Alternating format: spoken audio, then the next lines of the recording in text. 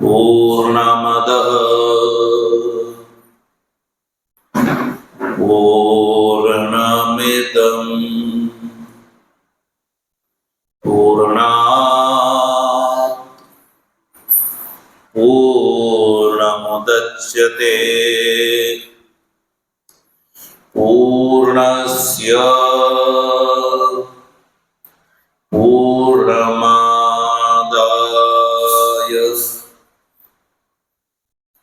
पूर्णमेवावशिष्यते।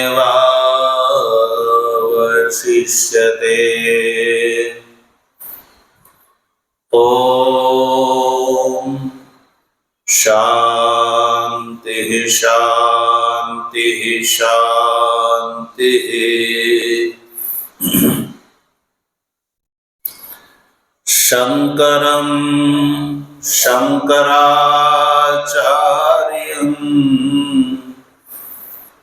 केशवं बादरायणं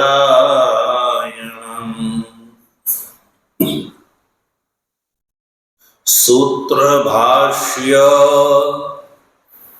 कृतौ वन्दे भगवन्तौ पुनः पुनः। ईश्वरो गुरुरात्मेति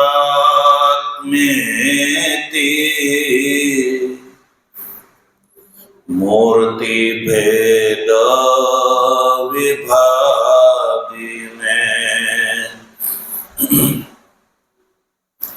व्योमवत् व्याप्तदेहाय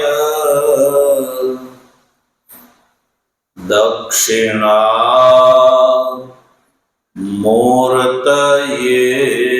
नमः। ॐ शान्तिः शान्तिः शान्तिः।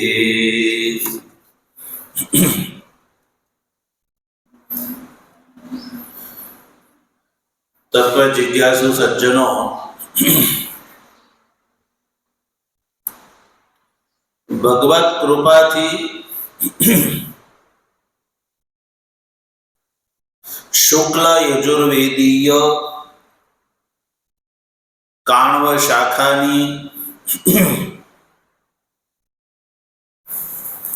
ईशावास्य उपनिषदनो આપણે વિચાર કરી રહ્યા છીએ।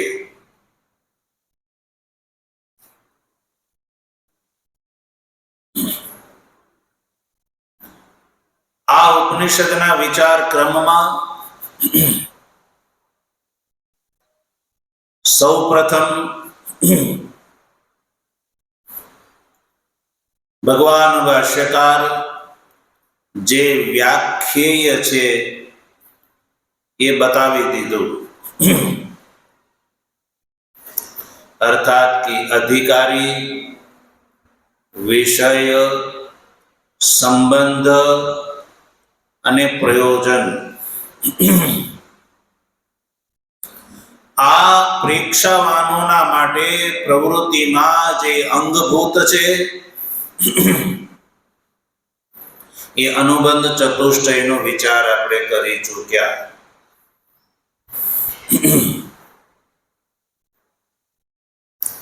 અને આ અનુબંધ ચતુષ્ટયમાં આપણે એ જાણી લીધું કે આ ઈશાદી મંત્રો એટલે કે આ ઈશાવાસ્ય ઉપનિષદ ઉત્તમ અધિકારીને માટે આત્માના પારમાર્થિક સ્વરૂપનું પ્રતિપાદન કરે છે। અને આત્માના પારમાર્થિક સ્વરૂપનું પ્રતિપાદન કરીને જે આત્મ વિષયક જે સ્વાભાવિક અજ્ઞાન છે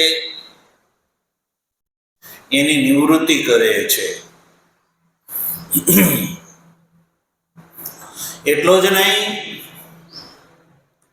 આ આત્મતત્વ જ્ઞાનનું ફળ પણ બતાવ્યું. આ આત્મજ્ઞાન શોક મોહાદી જે સંસારના જે ધર્મો છે એના વિચ્છેદનનું આ સાધન છે.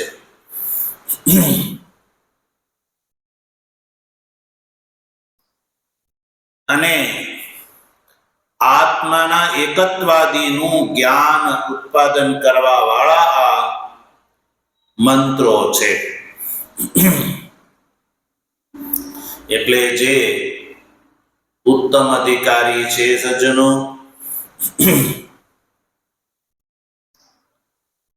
એ આ ઉપનિષદનું અધ્યયન ભાષ્ય સહિત કરે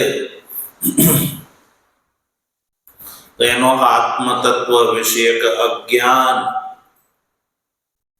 દૂર થઈ જાય છે અને આત્મતત્વ જ્ઞાનનું જે ફળ છે શોક મોહાદી સંસાર ધર્મનો વિચ્છેદ થઈ જાય છે અને અધિકારી બ્રહ્મ ભાવાપન્ન થઈ જાય છે. આવો આ ઈશાવાસ્ય ઉપનિષદના અનુબંધ ચતુષ્ટયનો વિચાર ભગવાન ભાષ્યકારે સ્પષ્ટ કરી દીધું અને કહ્યું કે કર્મકાંડથી જ્ઞાનકાંડનો અધિકારી સંબંધ વિષય અને પ્રયોજન જ્યારે ભિન્ન છે એટલે આ જે ઈશાદી મંત્રો નું અમે સંક્ષેપથી વ્યાખ્યાન કરીએ છીએ. કોણ કહે છે? ભાષ્યકાર. એટલે ભગવાન ભાષ્યકાર આ ઈશાવાસ્ય ઉપનિષદના મંત્રોનું પ્રતિપદ વ્યાખ્યાન કરી રહ્યા છે, જેનો આપણે ગઈકાલે પ્રારંભ કરી દીધો હતો. પ્રથમ મંત્રનું ઉચ્ચારણ વગેરે પણ આપણે કરી દીધું હતું અને પ્રથમ મંત્રના પૂર્વાર્ધની વાત પણ ચાલી રહી હતી. પ્રથમ મંત્રના પૂર્વાર્ધમાં આત્માના વ્યાપક સ્વરૂપનું વર્ણન કર્યું અને કહ્યું કે ઇદમ સર્વમ યત્કિંચ જગત્યામ જગત, આ જે દૃશ્યમાન સંસાર જે છે સજ્જનો, એટલે કે આ જે જગત છે એ ઈશાવાસ્યમ, ઈશા એટલે કે ઈશ્વર દ્વારા, વાસ્યમ છે એટલે આચ્છાદનીયમ છે. અર્થાત કે આ દૃશ્યમાન સંસારની ઈશ્વરની સત્તાથી અતિરિક્ત સત્તા નથી. ઈશ્વરની સત્તાથી સત્તા વાળું છે અને એમ પણ કહીએ કે ઈશ્વર જ આ જગતના રૂપમાં વિવર્ત રૂપથી પ્રતીત થાય છે. ઈશ્વરનું આ વિવર્ત રૂપ છે આ સંસાર. ઈશ્વરનું વિવર્ત રૂપ, વિવર્ત એને કહેવામાં આવે કે જે તાત્વિક રૂપથી પોતાના સ્વરૂપને બદલ્યા વગર બીજા રૂપમાં દેખાય એને વિવર્ત કહેવામાં આવે છે. જેમ દોરી છે એ પોતાના દોરીપણાના રૂપને છોડ્યા વગર જેમ સર્પના રૂપમાં દેખાય છે, પણ જે ભ્રાંત મનુષ્યને સર્પ દેખાય છે. ભ્રાંત મનુષ્યને જે જગ્યાએ સર્પ દેખાય છે એ જ જગ્યાએ નિર્ભ્રાંત મનુષ્યને દોરી દેખાય છે. શું દેખાય છે? દોરી દેખાય છે.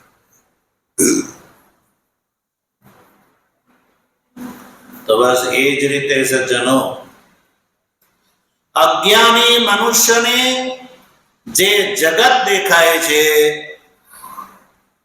એ જ જગ્યાએ આ ઉપનિષદના વિચારના ફળ સ્વરૂપે જ્ઞાનીને એ જ જગ્યાએ ઈશ્વરનું વ્યાપક સ્વરૂપ દેખાય છે. કારણ કે ઈશ્વર જે છે એ જ જગદાકાર રૂપથી પ્રતીત થાય છે એવું આ ઉપનિષદ કહે છે. એટલે કહ્યું કે ઈશાવાસ્યમ.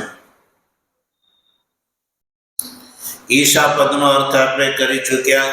એ તૃતીય એકવચન, તૃતીય વિભક્તિ એકવચનનું રૂપ છે. એટલે કે ઈશ્વર દ્વારા.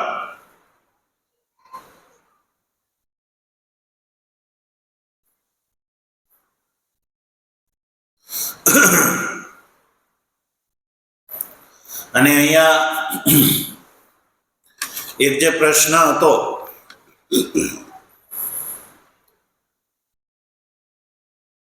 કે ઈશા એ કૃદંતનું રૂપ છે, કર્તરી પ્રત્યયનું રૂપ છે, અને કર્તરી ક્વિપ પ્રત્યય જે છે એ અવિક્રી પરમાત્મામાં કેવી રીતે ઘટે? તો એનો ઉત્તર આપો કે માયા ઉપાધિ ઈશ્વરની અંદર ઈશાન કર્તૃત્વ સંભવ છે. નિરુપાધિક પરમાત્માની અંદર ઈશાન કર્તૃત્વ નથી, પણ માયા ઉપાધિક પરમાત્માની અંદર ઈશાન કર્તૃત્વ છે. એ માયા ઉપાધિના કારણે પ્રતીત થાય છે. યદ્યપિ એ વખતે પણ ઈશાન કર્તૃત્વ નથી, પણ માયા ઉપાધિના કારણે એ ઈશાન કર્તૃત્વ છે. એટલે કયો ભાષ્યમાં જુઓ, ઈશિતા પરમેશ્વર પરમાત્મા સર્વસ્ય. પરમેશ્વર પરમાત્મા જે છે એ સર્વસ્ય ઈશિતા છે. સર્વના ઈશિતા છે. ઈશિતા એટલે ઈશન કરવા વાળા છે. સંસાર જે છે એ ઈશિતવ્ય છે અને પરમાત્મા ઈશિતા છે. તો પછી તો ઈશિત્રી ઈશિતવ્ય ભાવથી તો ભેદ પ્રાપ્ત થયો ભાઈ. સંસાર ઈશિતવ્ય અને પરમાત્મા ઈશિતા, તો પછી ભેદ પ્રાપ્ત થયો. અને તમે કહો છો કે આ ઈશાદી મંત્રો જે છે સજ્જનો એકાત્મ પરક છે, અહીંયા તો ભેદ પ્રાપ્ત થયો. તો કે નહીં. સહિ સર્વમ ઈષ્ટે. ભાષ્યકાર આગળ લખે છે કે સહિ એટલે કે પરમાત્મા જે છે એ જ સર્વમ ઈષ્ટ એટલે બધાની ઉપર એ ઈશન કરે છે. સજ્જનો, આ સંસારમાં કોનું ચાલે છે? ઈશ્વરનું ચાલે છે, જીવનું નથી ચાલતું. એ જ ઈશ્વર સર્વત્ર વ્યાપ્ત ઈશ્વરથી આ સંસારની રચના ચાલે છે.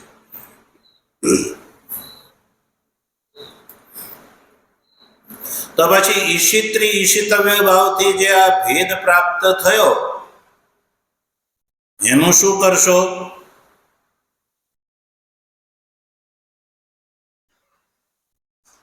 જેવી રીતે રાજા છે એ પ્રજા ઉપર શાસન કરે છે, તો પ્રજા છે એ ઈશિતવ્ય થઈ અને રાજા શાસક થયા. એવી રીતે પરમાત્મા શાસક કોટીમાં આવી ગયા, સંસાર જે છે શાસક કોટીમાં આવી ગયો,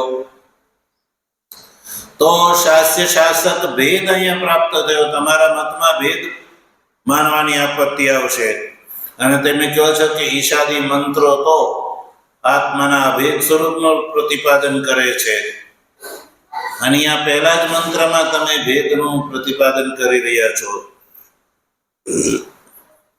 તો ભાષ્યકાર આ વાતને ધ્યાનમાં રાખીને સ્પષ્ટ કરે છે, સર્વ જંતુનામ આત્મા સન પ્રત્યેગાત્મતયા તેન સ્વેન રૂપેણ આત્મના ઈશાવાસ્યમ આચ્છાદનીયમ. તો ભાષ્યકાર સજ્જનો સ્પષ્ટ કરે છે કે સ હિ સર્વમ ઈષ્ટે, જે પરમાત્મા છે, પરમેશ્વર છે સજ્જનો, એ સંપૂર્ણ સંસાર ઉપર જે છે એ શાસન કરે છે. અને શાસન કરે છે એટલે કેવી રીતે શાસન કરે છે? શાસનનું સ્વરૂપ શું છે? કોઈ આકાશ પાતાળમાં રહીને શાસન કરતા હશે? તો કહ્યું કે નહીં. તો પછી ભેદ સ્વીકારવાની આપત્તિ આવે. પરમાત્મા ક્યાં રહીને શાસન કરે છે? તો કહ્યું સર્વ જંતુનામ આત્મા સન. સર્વ જંતુનામ આત્મા સન એટલે આત્મરૂપથી, સર્વ જંતુનો આત્મા થઈને, સર્વ જંતુનો આત્મા થઈને પ્રત્યેગાત્મતયા સન, સર્વ જંતુનામ આત્મા પ્રત્યેગાત્મતયા સન સ હિ સર્વમ ઈષ્ટે.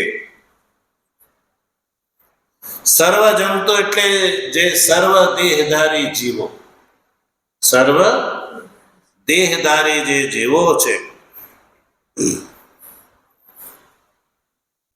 સજ્જનો, એના આત્મરૂપથી, સર્વ જંતુનો આત્મા થઈને, અને આત્મા પછી કેવા રૂપથી છે? તો કયું પ્રત્યેગાત્મતયા. આત્મા જે છે પ્રત્યેગાત્મતા એટલે પ્રત્યેક રૂપત્વાદ, પ્રત્યેક રૂપથી બધાની અંદર એ વિદ્યમાન છે. પ્રત્યેકત્વનો અર્થ છે આંતરત્વમ. બધા જીવોની અંદર, બધા દેહધારી જંતુઓની અંદર આત્મરૂપથી એ વિદ્યમાન રહીને આ સંસારનું શાસન કરે છે. પણ સજ્જનો, ભેદની નિવૃત્તિ કેવી રીતે થઈ સજ્જનો આમાં?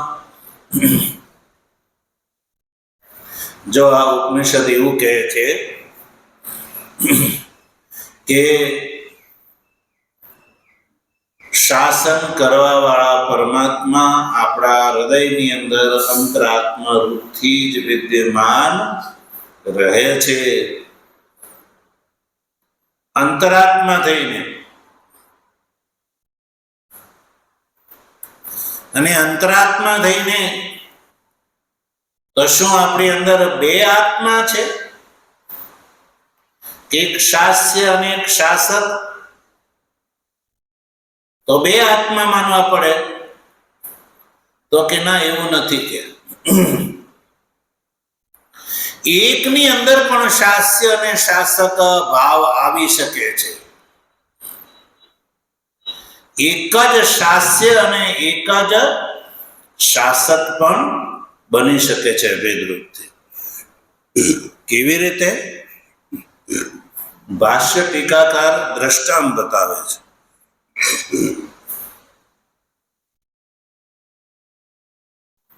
જેવી રીતે સજ્જનો, ભાષ્ય ટીકાકાર દ્રષ્ટાંત બતાવે છે કે યથા આદર્શાદિષુ પ્રતિબિંબાનામ આત્મા સન બિંબભૂતો દેવદત્ત ઈશિતા ભવતિ તથા કલ્પિત ભેદેન ઈશિત્રી ઈશિતવ્ય ભાવ સંભવાત ન વાસ્તવ ભેદ અનુમાનમ સંભવતી ઇત્યર્થઃ. કહે છે કે જેવી રીતે આદર્શ આદિ એટલે દર્પણ વગેરે, દર્પણ એટલે ખબર પડી ને, આભલું, અરીસો, જેમાં આપણું મુખ દેખાય એને શું કહેવામાં આવે? દર્પણ. તો દર્પણ વગેરેની અંદર જે આપણને આપણું જ પ્રતિબિંબ દેખાય છે. શું દેખાય છે? આપણું પ્રતિબિંબ દેખાય છે. તો એ પ્રતિબિંબ જે છે, દર્પણની અંદર આપણું જે પ્રતિબિંબ દેખાય છે, એ પ્રતિબિંબનું બિંબ કોણ છે? તમે પોતે. બિંબ, તમારું મુખ છે એ બિંબ છે, અને દર્પણની અંદર જે દેખાય છે એને કહેવામાં આવે પ્રતિબિંબ, એટલે બીજું મુખ.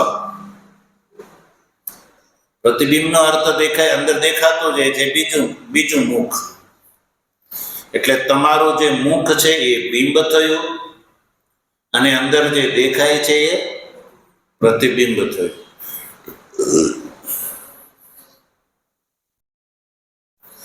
તો હવે બિંબભૂત જે તમે છો એ પ્રતિબિંબના આત્મા તમે છો. પ્રતિબિંબના આત્મા, આ પ્રતિબિંબનો આત્મા થયો બિંબ, એ તમે છો. જોવા વાળો છે તો સજ્જનો, પ્રતિબિંબ જે છે એની અંદર જે ચેષ્ટા થઈ રહી છે, પ્રતિબિંબની અંદર જે ચેષ્ટા થઈ રહી છે, એ ચેષ્ટા બિંબની ચેષ્ટાને આધીન છે. બિંબની ચેષ્ટાને આધીન છે, કારણ કે પ્રતિબિંબની અંદર એ જ ચેષ્ટા થઈ રહી છે જે ચેષ્ટા બિંબમાં થઈ રહી છે.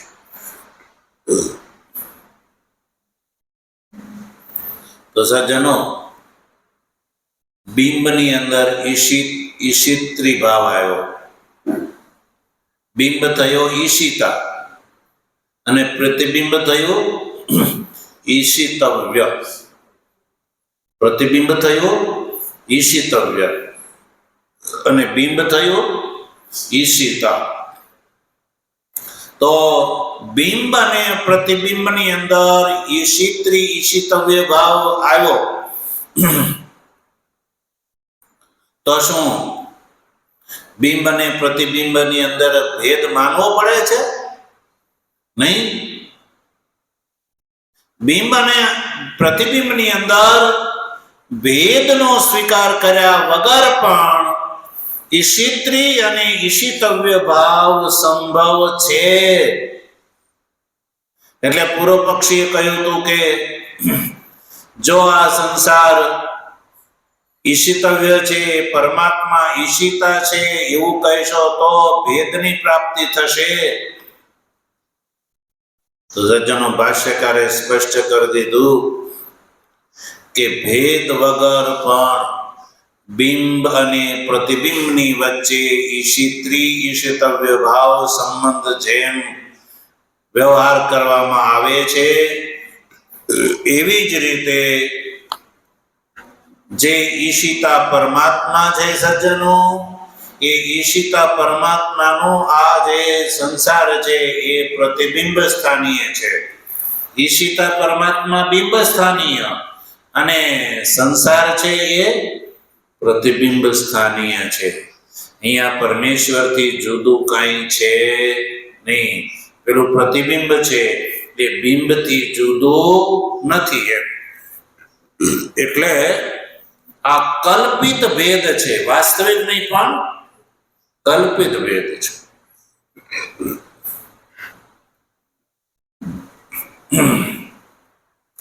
તો સજ્જનો, જેમ બિંબ અને પ્રતિબિંબની અંદર જે રીતે કલ્પિત ભેદ છે, એ જ રીતે સજ્જનો જીવ અને ઈશ્વરનો કલ્પિત જ ભેદ છે, વાસ્તવિક ભેદ નથી. કોનો? જીવ અને ઈશ્વરનો. જીવ અને ઈશ્વરનો જે ભેદ છે કેવો છે? કલ્પિત ભેદ છે. બિંબ અને પ્રતિબિંબની અંદર જે ભેદ છે જેમ કલ્પિત છે, વસ્તુતઃ પ્રતિબિંબ બિંબથી ભિન્ન નથી એમ. એટલે જીવ રૂપથી તો આપણને આપણો પોતાનો અનુભવ થાય છે સજ્જનો.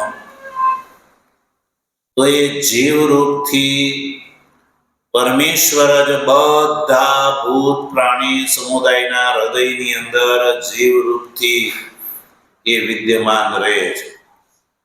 એટલે જીવને તમે પ્રતિબિંબ સ્થાનીય સમજો અને ઈશ્વરને, બધાના હૃદયની અંદર રહેલા ઈશ્વરને બિંબ સ્થાનીય સમજો. તો જેમ બિંબ અને પ્રતિબિંબનો ભેદ જે વાસ્તવિક નથી, કલ્પિત ભેદ છે, એવી જ રીતે ઈશિતવ્ય જીવ અને ઈશિતા ઈશ્વર એનો ભેદ પણ કલ્પિત છે, વાસ્તવિક નથી સજ્જનો. અને આ કલ્પના છે ત્યાં સુધી જીવ અને ઈશ્વરની અંદર ઈશિત્રી ઈશિતવ્ય ભેદ ઔપાધિક માયોપાધિક છે.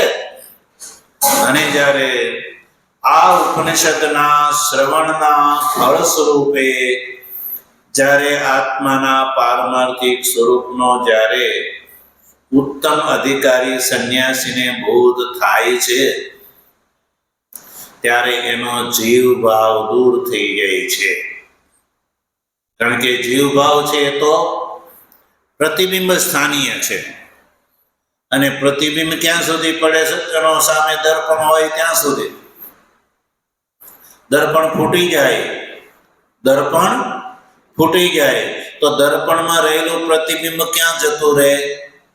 બોલો, ક્યાં જતું રહે? બિંબની અંદર ભળી જાય. એવું આપણે કહી શકીએ. વસ્તુ ત્યાં ભળતો કઈ નથી, પણ છતાં એવું કંઈક ભાઈ હવે દર્પણ ફૂટી ગયું તો પ્રતિબિંબ જે છે એ બિંબમાં ભળી ગયું. એમ અહીંયા જે અવિદ્યા દૂર થઈ ગઈ, અજ્ઞાન દૂર થઈ ગયું. કારણ કે આ ઈશાદી મંત્ર શું કરે છે? અજ્ઞાનમ નિવર્તયંત, અજ્ઞાનની નિવૃત્તિ કરે છે. શેની? તો અજ્ઞાનની નિવૃત્તિ કરે છે. તો અજ્ઞાન નિવૃત્ત થતા જીવ ભાવ મટી જાય છે. જીવ ભાવ તો અજ્ઞાનને કારણે હતો. પ્રતિબિંબ જે છે એનું દર્શન તો દર્પણના કારણે હતું. અહીંયા પ્રતિબિંબ સ્થાનીય અજ્ઞાન સમાપ્ત થઈ ગયું. દર્પણ સ્થાનીય અજ્ઞાન સમાપ્ત થઈ ગયું. શું? દર્પણ સ્થાનીય અજ્ઞાન સમાપ્ત થઈ ગયું. એટલે પ્રતિબિંબ સ્થાનીય જીવ ભાવ પણ સમાપ્ત થઈ ગયો છે. એ બધો ભેદ કલ્પિત છે. એમ અજ્ઞાન અવસ્થામાં આ સંસાર છે, જીવ છે એ શાસ્ય છે, ઈશિતવ્ય છે, અને પરમાત્મા જે છે એ ઈશિતા છે.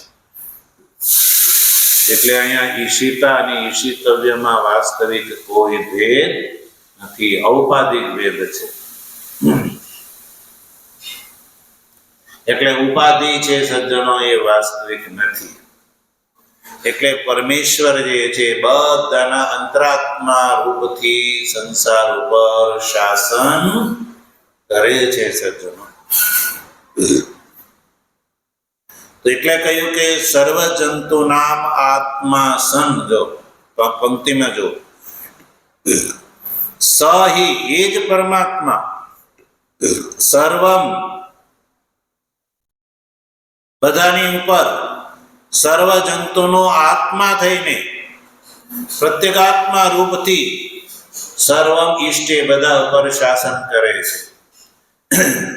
એટલે ઈશિતવ્ય ઈશિત્રી ઈશિતવ્ય રૂપથી જે ભેદ રૂપથી શાસન એ કાલ્પનિક છે, અજ્ઞાન અવસ્થામાં જ છે. જ્ઞાન થતા એ ભેદ મટી જાય છે. એટલે અભિપ્રાય એવો થયો કે તેના સ્વેન રૂપેણ આત્મના ઈશાવાસ્યમ. તો અહીંયા ઈશાનો અર્થ થયો આપણું પોતાનું સ્વરૂપ. ઈશ્વર દ્વારા વાસ્ય છે એટલે ઈશ્વરથી અહીંયા અભિપ્રાય છે સ્વેન રૂપેણ આપણું પોતાનું સ્વરૂપ. એટલે આપણે પોતે જ સજ્જનો આ સંસારની અંદર આત્મરૂપથી વ્યાપક છીએ એવું આ કહે છે. તેના સ્વેન રૂપેણ આત્મના ઈશા વાસ્યમ આચ્છાદનીયમ. એટલે આપણે પોતે જ સજ્જનો આત્મરૂપથી સંસારની અંદર વ્યાપ્ત છીએ, પણ ઉપાધિના કારણે આપણને એ બોધ થતો નથી. દર્પણ સ્થાનીય અજ્ઞાનના કારણે પ્રતિબિંબ સ્થાનીય જીવ જુદો જુદો લાગે છે, પણ જ્યારે અજ્ઞાન સ્થાનીય દર્પણ સ્થાનીય અજ્ઞાન નિવૃત્ત થઈ જતા પ્રતિબિંબ સ્થાનીય જીવ ભાવ છે એ પણ સમાપ્ત થઈ જાય છે. અને એ પ્રતિબિંબ સ્થાનીય જીવ છે ક્યાં ભળી જાય છે? બિંબમાં ભળી જાય છે. એટલે આપણું જે પારમાર્થિક સ્વરૂપથી જ આપણે સર્વત્ર વ્યાપક છીએ. એટલે આ શ્રુતિથી સજ્જનો એવો અનુભવ કરવાનો છે. અધિકારીને આ શ્રુતિના વિચારના ફળ સ્વરૂપે એવો બોધ થાય છે કે હું સર્વત્ર વ્યાપક છું. હું આ શરીર પૂરતો સીમિત નથી. હું આ સંસારની અંદર સર્વત્ર વ્યાપક છું. આ સંસારનું હું અધિષ્ઠાન છું. અને આ સંસારની ઉત્પત્તિ સ્થિતિને લઈ સજ્જનો મારાથી થાય છે. મારાથી એટલે મારા પારમાર્થિક સ્વરૂપથી. મારાથી એટલે પારમાર્થિક સ્વરૂપ. વાસ્યમ એટલે આચ્છાદનીયમ. આ ભાવના, આ જે બોધ જે છે એ કરવાનું છે.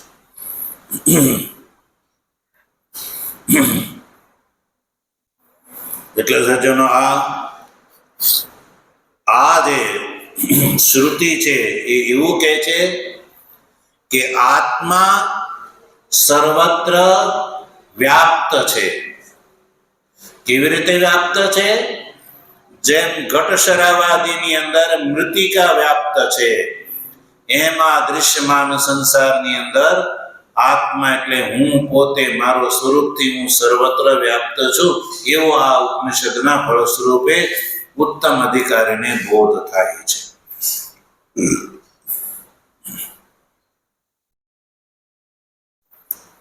સજ્જનો શબ્દ છે વાસ્યમ.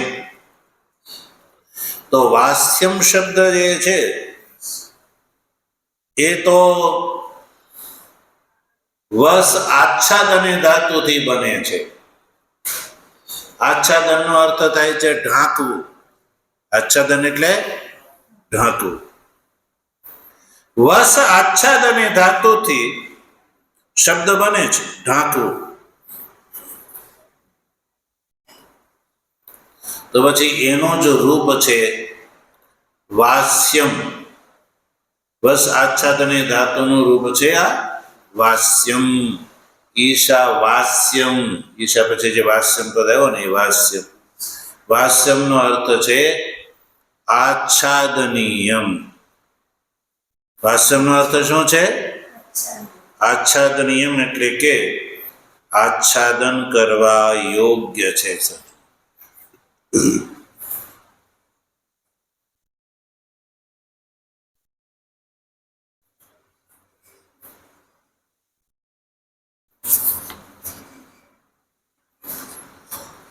તો આચ્છાદનનો તો સામાન્ય અર્થ એ છે કે ઢાંકી દેવું. શું કરવું? ઢાંકી દેવું. તો શું અહીંયા આચ્છાદનનો અર્થ ઢાંકી દેવું એ કેવી રીતે ઘટે? શું ઢાંકી દેવું? તો જો ઢાંકી દેવું એટલે મટાડી દેવું. ઢાંકી, આપણે જ્યારે કોઈ વસ્તુને ઢાંકી દઈએ છીએ એટલે એ દેખાતી બંધ થઈ જાય છે. તો દેખાતી બંધ થઈ જાય એટલે આપણે એ વસ્તુને સમાપ્ત કરી દીધી. હવે એટલે એક નવો વ્યક્તિ આવે અને એને એ વસ્તુ ઢાંકી દીધેલી અંદર શું છે એ દેખાશે? નહીં દેખાય. જો આચ્છાદન શબ્દનો અર્થ સામાન્ય ઢાંકવું થાય સજ્જનો, એ જ રીતે હું સર્વત્ર વ્યાપક છું એ ભાવનાથી આ જગત છે એ ઢંકાઈ જાય છે. આત્મદ્રષ્ટિથી જગત દ્રષ્ટિ જે છે એ ઢંકાઈ જાય છે. અને ઢંકાઈ જવાનો અર્થ છે મટી જવું, ના દેખાવું. તો સજ્જનો, જ્યારે આત્મદ્રષ્ટિ થઈ ગઈ કે આ ઉપનિષદના વિચારના ફળ સ્વરૂપે ઉત્તમ અધિકારીની જ્યારે એવો અનુભવ થયો કે હું સર્વત્ર વ્યાપ્ત છું, મારા અધિષ્ઠાનમાં આ સંસાર છે, આ સંસારની ઉત્પત્તિ સ્થિતિને લઈ મારાથી થાય છે, મારા પારમાર્થિક આત્મ સ્વરૂપથી થાય છે. તો સજ્જનો, આ બોધ થયો ત્યારે નામ રૂપાત્મક જે જગતનો બાદ થઈ ગયો. શું થઈ ગયો? બાદ થઈ ગયો. બાદ થઈ ગયો એટલે પછી બાદ થયા પછી બાધિત વસ્તુ દેખાતી નથી સજ્જનો. અને દેખાય છતાંય પણ એ નહીવત હોય છે. ભલે દેખાય, અવિદ્યાના પૂર્વ પ્રવાહના કારણે જે છે પહેલા દેખાતી હતી વાસ્તવિક, પછી વાસ્તવિક રહેતી નથી. એટલે આચ્છાદનનો અર્થ છે બાધિત કરવી. એટલે આત્મદ્રષ્ટિ જે છે એ થતા રજ્જુ દ્રષ્ટિ થતા સર્પ દ્રષ્ટિ બાધિત થઈ જાય છે. સર્પ દ્રષ્ટિ થતા રજ્જુ દ્રષ્ટિ થતા સર્પ દ્રષ્ટિ બાધિત થઈ જાય છે. એટલે જેને રજ્જુ દેખાય છે એને પછી ત્યાં સર્પ દેખાતો નથી. પણ જેને એ ખબર નથી, જે ભ્રાંત મનુષ્ય છે એને ત્યાં શું દેખાય છે?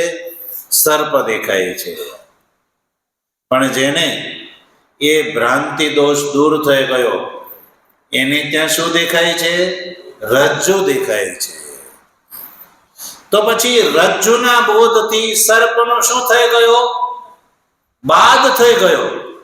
અને બાદ શબ્દનો અર્થ છે નિવૃત્તિ. બાદ શબ્દનો અર્થ છે નિવૃત્તિ.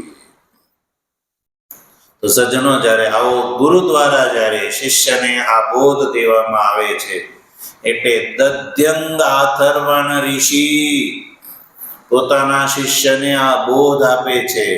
આ બોધ તત્વમસી ઇતિ મહાવાક્યની સમાન આ બોધ છે. તત્વમસી મહાવાક્યથી જે રીતે શ્વેતકેતુને બોધ થયો હતો એ જ રીતે સજ્જનો આ ઈશાવાસ્યમ એ તત્વમસી મહાવાક્ય સ્થાનીય છે. એનાથી જ્યારે બોધ થયો કે હું આત્મ સ્વરૂપ છું તો એનાથી જગત દ્રષ્ટિ જે છે એ આચ્છાદિત થઈ ગઈ. આચ્છાદિત થઈ ગઈ એટલે ઢંકાઈ ગઈ, અને ઢંકાઈ ગઈ એટલે સમાપ્ત થઈ ગઈ, બાધિત થઈ ગઈ, નિવૃત્ત થઈ ગઈ. પછી ત્યાં ફરીવાર એકવાર જ્યાં દોરીનો બોધ થઈ ગયો પછી તેમ કહ્યું નહીં, હવે મારે પાછો આમાં સર્પનો બોધ કરવો છે, તો તમને થશે નહીં થાય. સમજાણો? સારું, ચાલો. પણ અહીંયા શેનો બાદ થઈ જાય છે? બાધિત શું થઈ જાય છે? તો ઇદમ પદનો અર્થ આગળ કરે છે. જો ઈશાવાસ્યમ ઇદમ, ઇદમ ઈશાવાસ્યમ, ઇદમ થી શું ગ્રહણ કરવાનું છે? સર્વમ. સર્વમ થી શું ગ્રહણ કરવાનું છે? તો કઈ યત્કિંચ જગત્યામ જગત, એટલે દૃશ્યમાન જગત ટોટલ એમ લેવાનું છે. કે જો ભાષ્યકાર આગળ લખે છે ઇદમ સર્વમ, કારણ કે તાત્વિક રૂપથી આ બધું શું છે? આ દૃશ્યમાન સંસાર એ ઈશ્વરાત્મક જ છે. તાત્વિક રૂપથી ઈશ્વરાત્મક જ છે, પણ ભ્રાંતિથી જે અનઈશ્વર રૂપથી જે ગ્રહણ કરી રાખ્યું તો અજ્ઞાનના કારણે, તત્સર્વમે બધું ઈશ્વર એવ, ઈશ્વર જ છે. ઈશ્વરથી અભિપ્રાય છે આત્મા એવ, ઈશ્વરથી અભિપ્રાય છે આત્મા એવ. આ આત્મા છે એવા જ્ઞાનથી આ જે દૃશ્યમાન જગત છે સજ્જનો આચ્છાદનીયમ. આચ્છાદનીયમ એટલે વિષયીકરણીયમ, એટલે બાધિત થઈ જાય છે. તો બોધ કેવો કરવાનો છે સજ્જનો? સર્વાત્મક ઈશ્વરોસ્મી એવો બોધ થશે. જ્ઞાનીને પોતાના સ્વરૂપનો બોધ કેવો થાય છે? હું સર્વાત્મક છું. આ ઉપનિષદના ફળ સ્વરૂપે ઉત્તમ અધિકારી સંન્યાસીને બોધ શું થશે? હું સર્વાત્મક છું. હું સર્વાત્મક ઈશ્વર હું છું. સર્વાત્મક ઈશ્વર, પારમાર્થિક આત્મા હું છું. ઇતિ જ્ઞાતવ્યમ. આવો બોધ આ ઉપનિષદના જ્ઞાનથી થાય છે, ઉપનિષદના વિચારથી થાય છે સજ્જનો. અને આ જ તત્વનો ઉપદેશ જેમ અમને કહ્યું કે છાંદોગ્ય ઉપનિષદમાં તત્વમસી મહાવાક્યની જેમ આ ઉપદેશ છે. એટલે દધ્યંગાથર્વણ ઋષિના ઉપદેશથી ઉત્તમ અધિકારીને આ ઈશાવાસ્યમિદગું સર્વમ યત્કિંચ જગત્યામ જગત, આ શ્લોકના પૂર્વાર્ધના વિચારના ફળ સ્વરૂપે સંન્યાસીને શું બોધ થાય છે? સર્વાત્મક ઈશ્વરોસ્મી. એટલે એનો જીવ ભાવ જતો રહ્યો. જીવ ભાવ જતો રહ્યો એટલે બિંબ માત્ર સ્વરૂપ રહ્યું. પ્રતિબિંબ શેના કારણે? તો દર્પણના કારણે. દર્પણ ફૂટી ગયો તો પ્રતિબિંબ રહે. એમ જીવભાવ શેના કારણે? તો અજ્ઞાનને કારણે. અજ્ઞાન દૂર થઈ ગયું તો પછી જીવભાવ રહે નહીં. હું બિંબ રૂપ ઈશ્વર છું, આત્મા રૂપ છું હું. આવો સજ્જનો અનુભવ છે.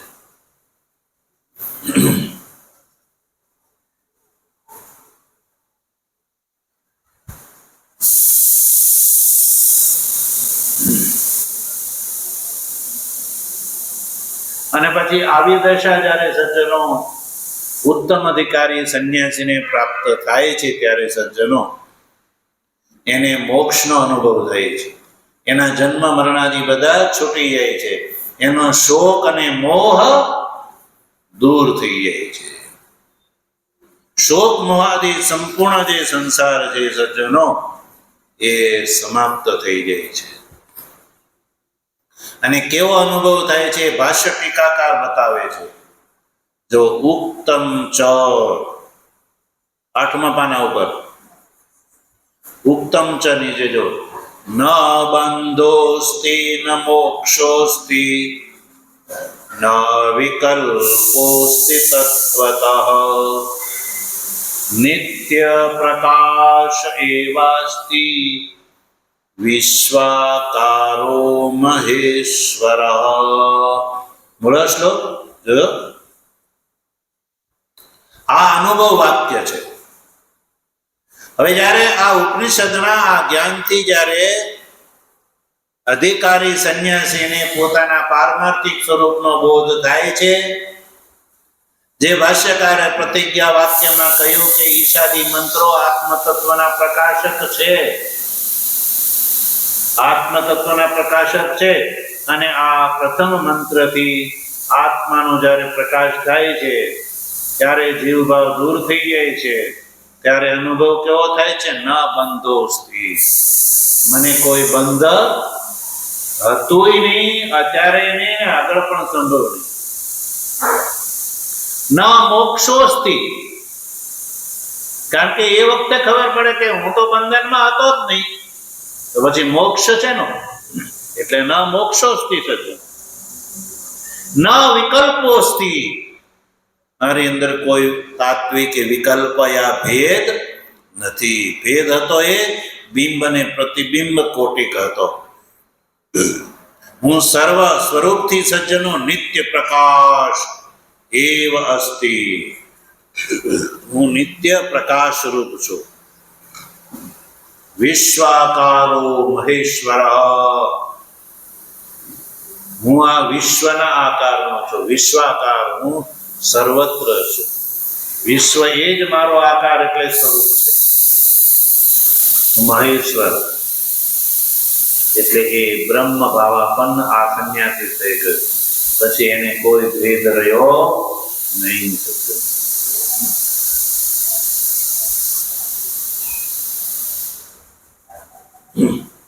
તો સજ્જનો, જેને આ બોધ થઈ ગયો,